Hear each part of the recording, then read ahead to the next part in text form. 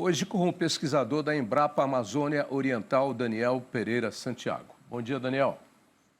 Bom dia, satisfação de estar aqui. Um bom dia a todos os espectadores do Dia a Dia Rural. Alegria toda nossa aqui de falar com mais um pesquisador, dessa vez da Amazônia Oriental, um pesquisador da Embrapa Amazônia Oriental, para falar do mel da florada do açaí. Bom, antes vamos contar um pouquinho da história do açaí, bem curta, né?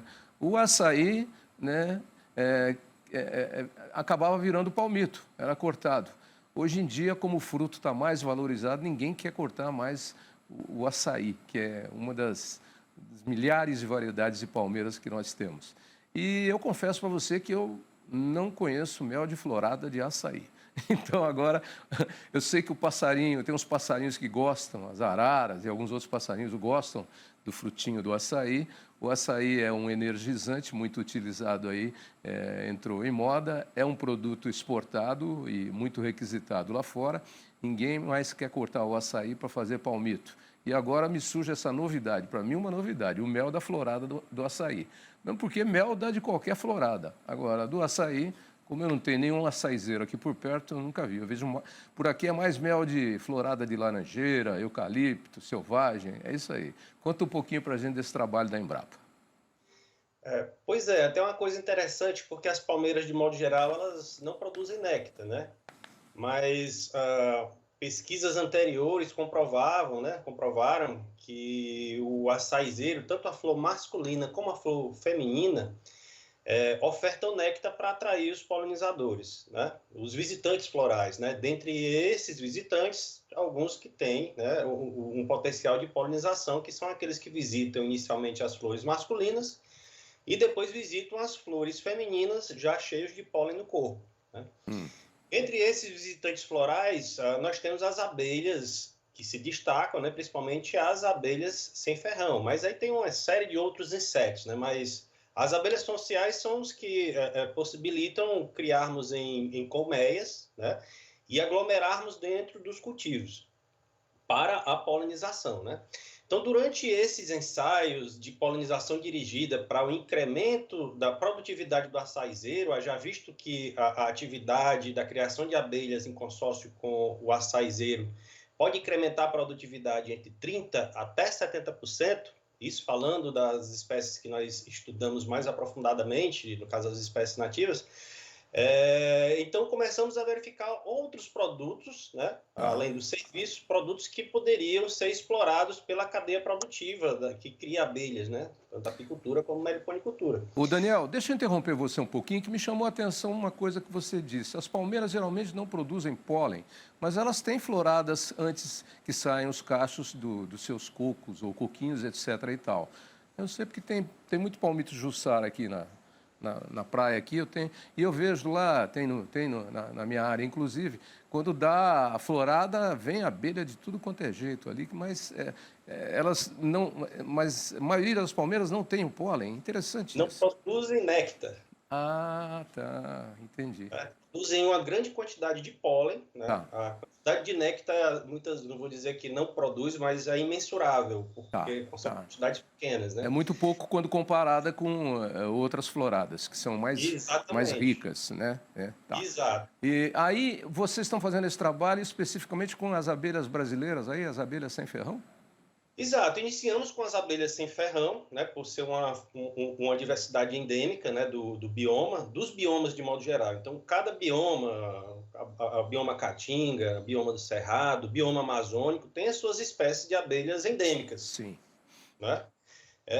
Mas há também no ambiente, né, as abelhas africanizadas. Existem em todo o Brasil, né, foram trazidas no final do século XVIII, por volta da década de 1950, chegaram as raças africanas, misturaram-se, né, e temos um híbrido chamado africanizado.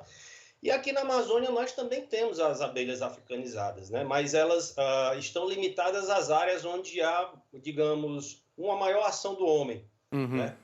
Nas regiões onde a floresta não é mais tão fechada, onde a umidade relativa do ar permite que as abelhas apis mellifera consigam se multiplicar e conviver tranquilamente com o ambiente, né? Então, na floresta fechada, que a umidade relativa do ar é muito acima de 60%, a abelha africanizada tem muita dificuldade, Tá. tanto de estar lá naquele ambiente, como também de fazer o seu voo, né, de fazer a sua navegação. O Daniel, Né? e vocês, existe nesse momento, está se faz... não só vocês da Embrapa, mas várias outras instituições de pesquisa estão trabalhando muito com essas abelhas sem ferrão, que até então tinham só 2 ou 3 que eram conhecidas, tinha a jataí, a mandaçai, enfim, algumas. Mas existem centenas de espécies e, como você disse aí, os biomas têm as suas abelhas nativas sem ferrão próprias, né?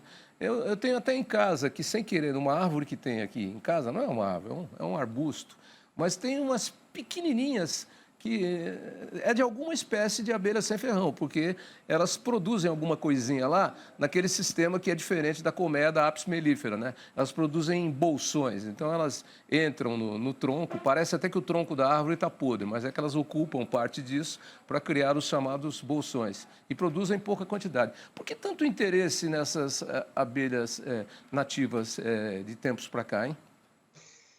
Olha, a meliponicultura, que é a atividade que, diferente da apicultura que explora a Apis mellifera, a meliponicultura é a atividade que tem como fim, né, a manutenção zootécnica para a obtenção de lucro a partir das abelhas nativas, né? Uhum. Então, ela tem esse sistema de criação em todo o país, direcionado às espécies que são mais endêmicas, aí você falou algumas, né? Entre elas a jataí, que é uma espécie que ocorre no país todo, né? E outras que são mais específicas de cada ambiente, né? Aqui no estado do Pará, né, nós temos espécies que são, digamos, mais potenciais para o açaizeiro, né? Tá. Quando a Embrapa difundiu a informação do vínculo das abelhas nativas com o açaizeiro, ocorreu um incentivo muito grande à cadeia produtiva da meliponicultura, né? Impulsionando assim a sua organização, pelo menos a questão, digamos, de legalização, né? O governo legalizar a atividade da meliponicultura, passar a fiscalizar, passar a reconhecer a atividade da meliponicultura como uma atividade componente importante para a economia Tá. e para o ambiente. E Né? aí vocês entram nesse processo justamente para identificar essas espécies que têm mais vínculo com o açaizeiro, que aí possibilitaria uma produção maior e um melhor resultado, né? E aí a fixação dessas colônias em áreas onde o cultivo do açaizeiro já está mais tradicional, aí no estado do Pará. E eu acho que, e junto com isso também, eu acho que tem um trabalho social importante, que é o de criar uma nova fonte de receita e manter a fixação do homem à terra, né? Do nativo ao seu habitat natural. Exatamente, né? O uso das abelhas nos cultivos ele entra como um serviço, né? Como uma alternativa econômica, assim como a irrigação, por exemplo, né? Que Uhum. é prática cultural, né? A adubação é uma prática cultural e a polinização dirigida, né? A intensificação da quantidade de polinizadores dentro do sistema passa a ser mais uma prática cultural que passa a incrementar, potencializar a incrementação da produtividade entre 30% até 70%. Legal. Além dessa questão que você mencionou agora, né? Fixação do A, homem à terra, a ao seu fixação, habitat o natural. reconhecimento desse trabalho, né? E além dos subprodutos, né? Os subprodutos que vêm com a identidade de uma cultura, né? Que tem a identidade amazônica, né? No caso, falar do açaí de torceira, o Euterpe oleracea, né? Tá. 90% da produção está nos estados do Pará e do Amapá, e dos povos, né, que estão ligados diretamente, né, com a produção. A maior parte dessa produção da açaizeiro vem da agricultura familiar, né, dos povos ribeirinhos, né, então são agricultores locais que têm o vínculo com a natureza, né, e a partir da natureza podem privilegiar o consumidor tanto com o fruto e agora pés, né, com identidade amazônica, com grande potencial mercadológico, né, de se tornar uma commodity importante, tanto a cadeia da agricultura como da meliponicultura no estado. Ok. Agora despertou a minha curiosidade. Eu vou te fazer uma pergunta e, pelo amor de Deus, não vai dar aquela resposta objetiva demais, hein? Que sabor tem o mel da florada do açaí? Não vai me dizer que tem sabor de açaí. Mas ele é o quê? Ele é mais ácido, mais doce, mais frutado? Qual a característica dele? Ele é o mel mais escuro, né? Então, visualmente, observando, né? E ele é menos doce do que outros méis, Ah, né? Então, ele tem, como foi, o artigo foi publicado agora recentemente, pelos analisadores, notas de café, olha né? que interessante. Eu estou tomando um café aqui agora, tá aqui enquanto você fala um pouquinho daí, eu vou bebericando aqui o tempo todo o meu cafezinho, que eu adoro café também. E agora me chegou num gosto aqui. O gosto que eu estou de café pode ser que seja o gosto que as minhas papilas degustativas vão identificar quando eu provar o mel do açaí, como você disse. Além disso, né, Ah, um mel muito rico em polifenóis, né, que são substâncias antioxidantes, né, que ajudam na regeneração celular, né, na questão cardiovascular, né, da saúde de modo geral, né? E quando comparado com outros méis, né, que já são conhecidos aqui no Brasil, como o mel da Apis mellifera de Cipó-uva, o mel da Aroeira, que recentemente ganhou o IG, né, por conta da região de produção, a região de Caatinga, região de Minas Gerais e estado da Bahia e outros, por exemplo, a quantidade de polifenóis do mel de açaí é até 4 vezes superior. Então, mostrando o potencial que esse produto tem. No é. entanto, ainda são necessários mais estudos para identificar o impacto que a Apis mellifera tem diretamente na cultura do açaí, como também, né, o plano de manejo específico para o aproveitamento máximo da florada do açaí com o objetivo de produção de mel para atender, né, esse mercado, né, que com certeza virá ávido a esse produto, né, mel da florada do açaí, como o próprio mercado é ávido pelo produto açaí que já tem uma marca registrada mundialmente. É isso aí. Gostei dessa conversa e desse trabalho de vocês aí. Muito bom. Descobrindo novas coisas, novas potencialidades a partir de plantas que já consolidaram alguns produtos. E o açaí vai consolidando aí agora também o seu mel através da meliponicultura, né? Que são com as abelhas indígenas. E sabe o que você me lembrou agora? Acabou o meu mel de aroeira lá em casa. Eu adoro mel de aroeira. Eu preciso procurar agora para ver onde é que eu acho. Na verdade, o mel que estamos tratando aqui é o mel da apicultura, Sim. né? Da Apis mellifera, mas também existe o da meliponicultura, apesar de ainda ser uma quantidade muito ínfima, muito pequena, quando comparado com o potencial de produção do mel da Apis mellifera, né? É isso aí. Mas, tá? E tem, hoje em dia tem até, você entra na internet, tem até venda de casinhas próprias para você colocar aí no fundo da sua casa, você tem 2, 3 árvores de fruta lá, para que essas abelhas indígenas, brasileiras ou sem ferrão, tanto faz, para que elas se fixem também e aproveitem as floradas que você tem ali e possam produzir algum mel. Eu me lembro que era muito comum na infância você ver a jataí, fazendo os ninhos nas caixas de energia elétrica de entrada das casas. Outro dia, alguns anos atrás ainda, minha mãe, que era viva ainda, lá em Marília, e um dia eu cheguei lá, ela estava brava, porque o vizinho foi lá e pegou que tinha na caixa de luz lá, né, no fio que elas aproveitam, o vizinho foi lá e capturou a colmeinha e levou embora. E minha mãe estava brava, porque ele levou. Ela não tirava o mel dali, lógico, mas ele, como fazia isso profissionalmente, viu ali um grande potencial e levou lá para a sua produção de mel. Interessante. Muito bom esse trabalho de vocês, viu, Daniel? Tem um trabalho interessante, pegando esse seu gancho aí da meliponicultura, que a gente vem fazendo com o povo marajoara, né? As É. comunidades da Ilha do Marajó, né? O Que que são vocês estão fazendo comunidades, com eles?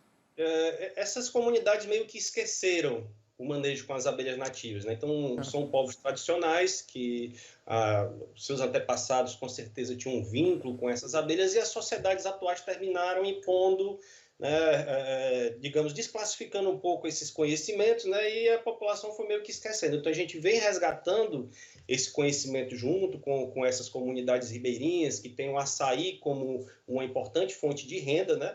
Para que a meliponicultura surja como uma ferramenta para Tá. a ampliação da produção do açaí. Uhum. Dessa forma, a gente vem conseguindo, né, alcançar a adoção da meliponicultura dentro dessas pequenas propriedades, justamente por conta do incremento produtivo do açaizeiro, E a partir do momento que vários produtores, né, começam a adotar a meliponicultura, né, dentro dos seus açaizais, nas áreas ribeirinhas, próximas de floresta, aí a gente começa a ter uma rede de produtores, né, com muitas colmeias na várzea, e aí sim aí a gente consegue ter poderá ter um volume de mel com a identidade ribeirinha, uma identidade marajoara, uma identidade da floresta, da vegetação do açaizeiro e assim por diante, né, e continuar incentivando tanto a cadeia produtiva, né, já que a cultura da produção de mel, por exemplo, gera em torno de 15 a 20 milhões, né, em royalties ao estado do Pará ano. Uhum. E a polinização do açaizeiro, né, em torno de 700 milhões, onde as abelhas sem ferrão são o principal vetor, principal fator preponderante para esse incremento.